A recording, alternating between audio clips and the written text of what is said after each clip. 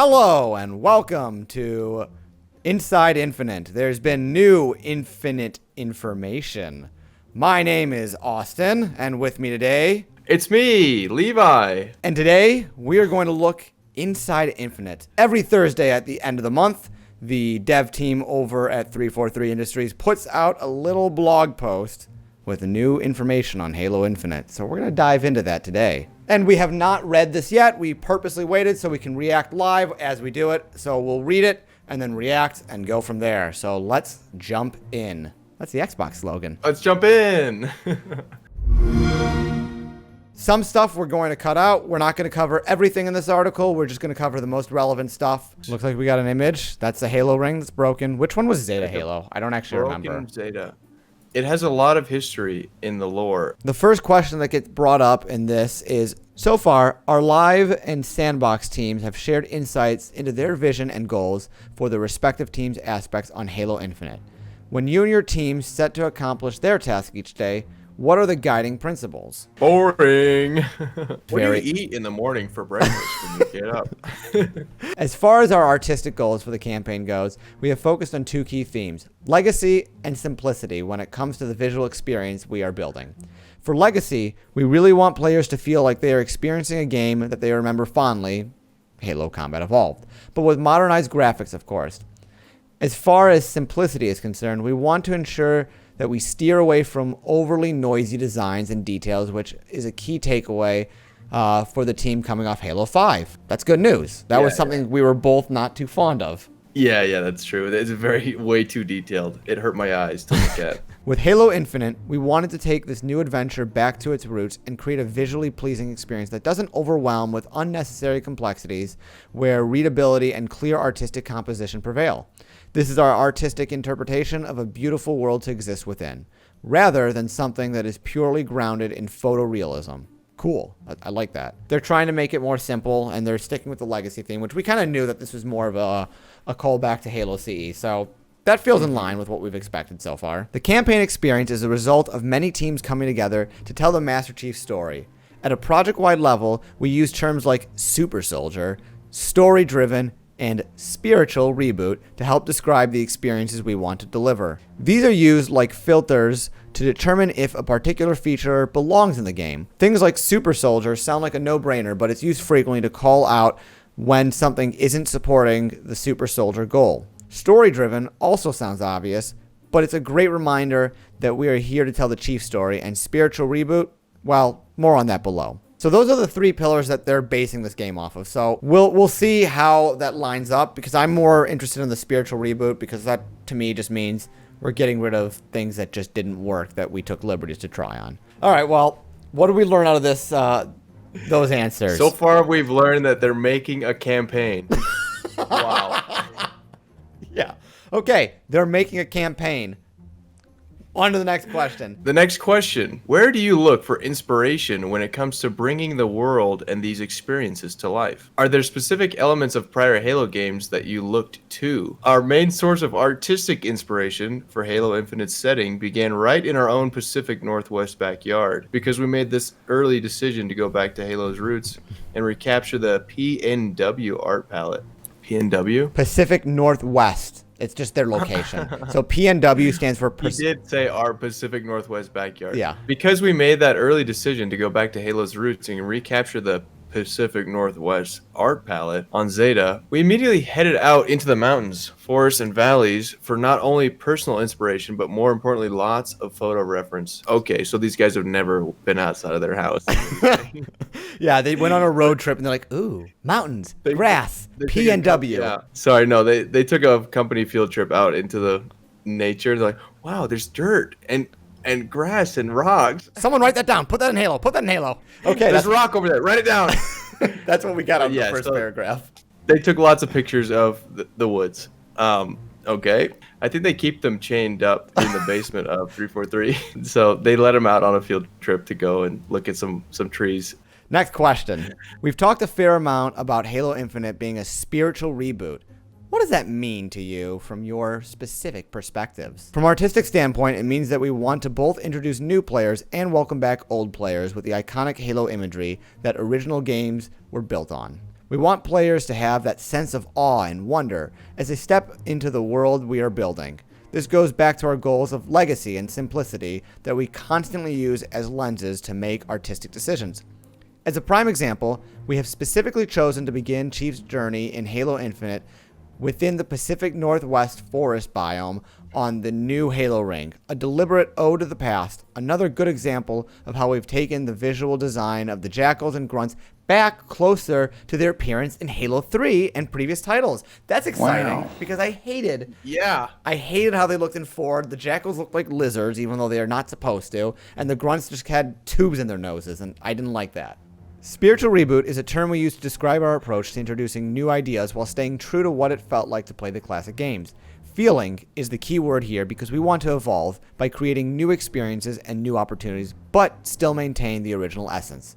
The grapple shot is a great example of adding something new that also super changes things that you're already familiar with, like the clamber or melee. Also, if you're a fan of using melee like I am, you're going to love grappling towards enemies to land that powerful knockout blow. So satisfying. And anyone who really likes melee styles, or even someone who just likes playing with a sword, like we were worried when sprint came to Halo because sprinting plus swords was a dangerous combination. Now we have sprinting plus grapple shot plus swords. That's got to be even more dangerous. For Infinite, we are working to deliver on the promise of the original in ways that limitations of the time would not allow the team to fully explore. Zeta Halo invites exploration and discovery, the stories to be found, and the player agency in how you utilize a robust sandbox of tools to overcome a mission or encounter. There appears to be a link to stories to be found. I'm going to click on it. Oh, that's the audio. All right, let's listen to the audio real quick, and then we'll talk about it. How many now? 16 systems shut down so far. Seemingly random locations. I'm attempting to lock her and the others out of the main... You will not be able to stop her. She knows more about how this all works than, well, anyone. Dr. Halsey, John. what's the plan? The plan? Right now, we are in survival mode. Again. Cortana's message has spread across the galaxy. Most sentient AI are siding with her. Against us? Yes. But maybe not you. Tell me, John, what was the last thing she said to you? She said, goodbye. Okay, the next question is, what's your personal favorite aspect of this world and or the experiences therein? One of my favorite features in the game is our time of day lighting system that is active while you are playing the game. Oh, hell yeah, that's cool. Right. This has been one of, if not the largest graphical feature implemented in our engine over the past few years. It allows us to create artistic scenes and settings that have vastly different visual tones and moods depending on which time during the cycle you encounter something. So coming across a mysterious Forerunner obelisk during the day may feel peaceful and serene, where at night it might feel much more ominous and threatening. That I love. That's I do awesome. too. That's really cool. That means when you're replaying the game, you might get a totally different vibe than the first time you played it, and that just adds some good replayability. Especially if you're doing like a speed run, it just keeps it interesting too. Oh wow, these are huge screenshots. These are Yeah, they are. I was pulling them up earlier, looking at them. All right, I kind of so jumped ahead. This, I mean, you're just looking at this and you're like, yeah, this is a Halo CE image in the modern world. Yeah. I mean, even the structure, it looks like one of the first structures you fight on when you're playing on the first level Halo. Mm-hmm. It's the second level. Yeah. Oh, so this is really just Cool. the same image at different date times. I really like some of these sky boxes too. Like just That's awesome. a nice blue clear sky, sun setting. It's actually pretty cool. Yeah, that's great. I love that. That's super cool. It only makes me happier that they had to delay the game because, I mean, this looks significantly better. I know it says it's a work in progress. Also, it says PC images, so I'm curious how this is going to vary from PC to Xbox. Well, it might matter. I'm really hoping it doesn't. I hope they don't downgrade the graphics just to accommodate the lower We don't consoles. want the same situation with what happened with Cyberpunk I happening. really hope they don't do that. Yeah. How does the introduction of new equipment and traversal mechanics like the grapple shot factor into the creation of this environment? And how does it inform the foundation of encounters within the world? One of our core goals is to provide players with more sandbox opportunities so they can be creative in their approach to problem solving. Equipment like the grapple shot is a great example, creating new and exciting possibilities. Walls, cliffs, and small gaps don't stop Chief any longer, which give us the opportunity to rethink how encounters are built. The grapple shot is super fun in the traversal options it provides, but it also allows for pulling weapons to you, pulling an explosive fusion coil to you that you can then throw to take out a shade turret, or grapple to, and launch yourself into an enemy to land a powerful melee attack. Beyond the undeniable fun of the grapple shot, you can carry around another 3 pieces of equipment with their own unique roles and What? utility that you can quickly swap between at any time.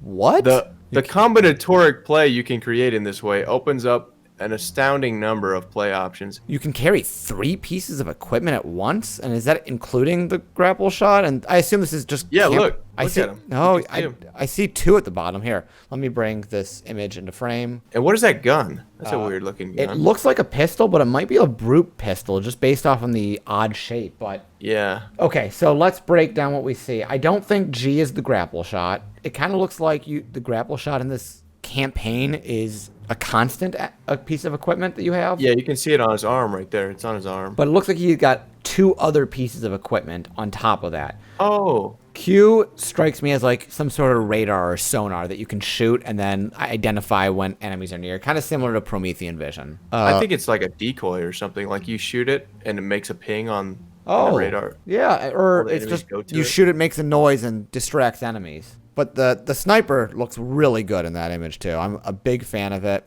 Yeah, it looks like the Halo 2 Anniversary sniper mixed with the Halo 5 sniper because it has that big giant bolt lever on it. Yeah, it does have that kind of feel. I think what I like the most about it is the scope doesn't seem so bulky, because I feel like in previous Halos it was just huge. It was a computer monitor on top of it. This kind of has a lot of different art influences here, because I see Halo CE in it for sure, but I also see like Halo 4 Requiem style with that piece just kind of coming down from the top. But overall, it mostly looks like CE in a modernized version with some influences of Halo 4.